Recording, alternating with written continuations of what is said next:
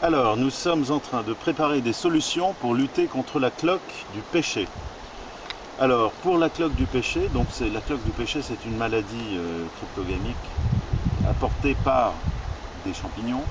Donc, pour les champignons, il faut utiliser de l'ail, du thym, un peu de sarriette des montagnes, Saturea montana que j'ai dans la main, ça ne fait pas de mal, et un peu de prêle. Donc, nous allons dans un premier temps récolter, ça c'est la sarriette, ça c'est très actif, et nous allons après faire une infusion d'ail, de thym, de sarriette et de prêle. Donc on utilise à peu près 1 kg de chaque pour 10 litres de chaque, et après on dilue dans 20 litres et on va asperger les pêchers atteints par la cloque. Voilà. 3. Alors, du thym et de la sarriette pour la cloque du pêcher. Nous allons l'utiliser aussi sous forme d'emplâtre. Alors, parce qu'il y a donc des polypores qui attaquent les pêchers et qui, en fait, même s'ils ne sont pas vraiment très néfastes pour le pêcher, affaiblis quand même quand ils sont en dominance et peuvent l'attaquer vraiment. Donc on va faire de l'emplâtre avec de l'argile fin et du crottin de cheval. Donc comme le crottin de cheval est beaucoup, parce que normalement on utilise de la bouse de vache, mais la bouse de vache il n'y en a pas ici, donc il faut utiliser ce qu'on a sur place. Et donc comme le crottin de cheval est beaucoup plus fort que la bouse de vache, on va utiliser un tiers de crottin de cheval par rapport à ce qu'on devrait utiliser en bouse de vache. Donc finalement, on va arriver à 3/4 d'argile fin avec 1/4 de bouse de crottin de cheval.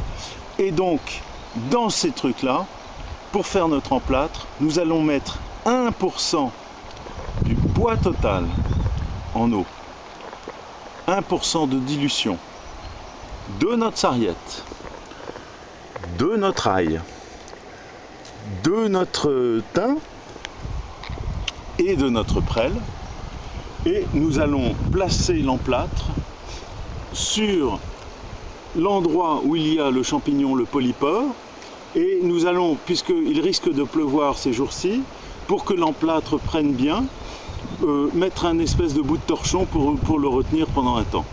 Et puis voilà, et il faut faire ça au mois d'avril, au mois de mai et au mois de juin. Et on termine. Bon, et pendant qu'on est en train de faire les préparations pour soigner les pêchers, on va ramasser aussi les salades pour le déjeuner. Ça c'est la cousteline, donc on prend bien, voilà, hop, ça soit bien propre, ça soit bien propre. Donc voilà la cousteline, l'une des meilleures salades. Qu'est-ce qu'il y a d'autre? Un peu de fenouil là, hop, fenouil, un peu de fenouil, un peu de plantain. Le plantain, délicieux. Là il est en plus toute pousse, toute fraîche. Magnifique. Et voilà, on laisse les licris. C'est bon, on va laisser tout ça. Ça c'est bon pour la salade. Alors il faut 1 kg pour 10 litres d'eau froide. Donc voilà, là c'est le thym, on mesure le thym. On a mis un petit peu de sarriette des montagnes aussi avec le thym. Parce que c'est très bien, en fait ce qu'on cherche c'est des phénols. Donc voilà, c'est bien d'avoir une multiplicité de sources de phénol. Et puis après, on va faire la même chose avec la prêle. Donc les quisetum, c'est là. Donc là on la laisse sécher un petit peu au soleil, mais après on la pèse et on va la mélanger. Et donc on va rajouter à ça de l'ail haché. Donc là on est à 1, 2, 3, 200, 250. Voilà. Et là on y va jusqu'au fond. Et hop, on arrive au fond, on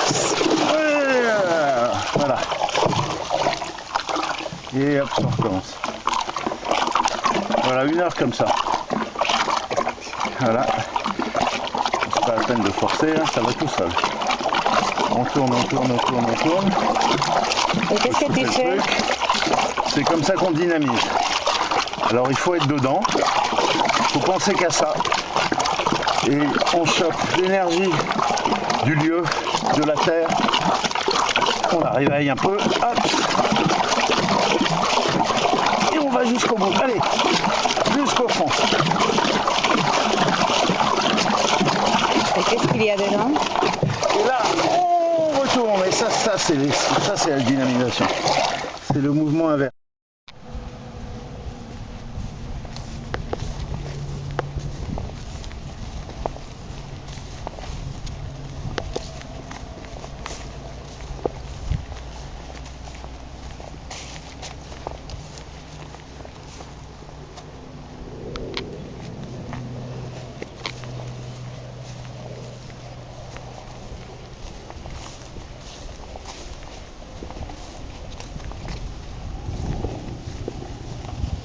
Donc ça c'est un traitement contre les maladies cryptogamiques, donc dû aux champignons essentiellement, traitement généraliste. Il faut recommencer en avril, en juin et en mai bien sûr, donc chaque mois. Et voilà.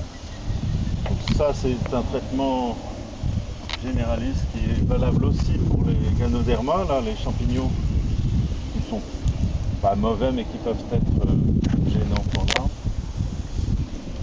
Et donc il les limite un peu. Et sinon demain on fait avec l'ail, donc un macérat gras, hein, comme les macérats glycérinés d'ail, qui là apporte des composants de soufre qui sont pour tuer spécifiquement la cloque du pêcher, qui est donc la maladie qu'on trouve souvent ici. Voilà. La maladie la plus importante, c'est quand un pêcher à la cloque, il ne produit plus de fruits. Et là, on va changer la donne. Voilà. Donc c'est facile, il faut être juste un peu d'attention, être dans ce qu'on fait, concentré.